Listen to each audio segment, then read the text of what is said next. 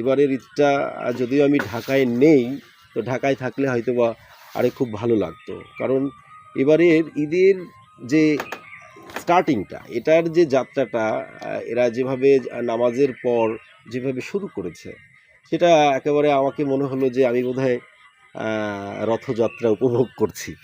এখন আমি আমার জায়গা থেকে ওই যাত্রাটাকে আমি আমার গভীর শ্রদ্ধার সঙ্গে আমি ভেবেছি আর কি। তো এটা ভালো লেগেছে, খুবই ভালো লাগলো যে প্রত্যেকেই ঈদ উদযাপন করতেছে আনন্দে, উল্লাসে, গানে, ছন্দে, ব্যান্ড পার্টিতে, তারপরে একেবারে সুলতানি কায়দায় হাতে প্রত্যেকের হাতে আমাদের দেশের কৃষ্টি কালচারের রং তুলি, হ্যাঁ, অনেক ছবি, অনেক ভাস্কর্য, এগুলো আমাকে পুলকিত করেছে।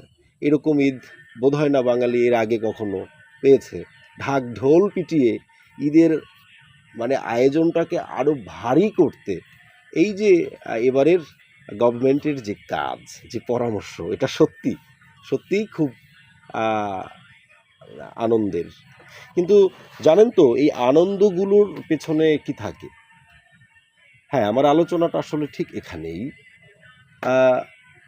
বাংলাদেশে ঈদের আনন্দটা এইভাবে কালচারালভাবে উদযাপন হওয়ার পেছনে আসলে কি হতে পারে? এটা কি মানে তার মানে কি বাংলাদেশের মানুষ মেনে নিয়েছে? বাংলাদেশে এখন আর কখনো কেউ বলবে না ভাস্কর্যের বিরুদ্ধে? কেউ কখনো বলবে না শব্দের বিরুদ্ধে, অর্থাৎ সুরের বিরুদ্ধে? আমরা তার মানে সবাই এটাকে মেনে নিলাম।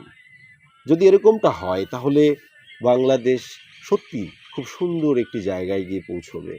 কিন্তু এটা যদি এমন হয় যে বাংলাদেশকে বর্তমান যে পরিবেশ, বাংলাদেশের বর্তমান যে দেশের যে ভারসাম্য, যে সংকট, এই সময় বাংলাদেশের এই যে ঈদ উদযাপনের যে কারিশমা, যেটা দেখে আমরা সবাই আনন্দ পেয়েছি, এটা বিশেষ কারণটা কি হতে পারে?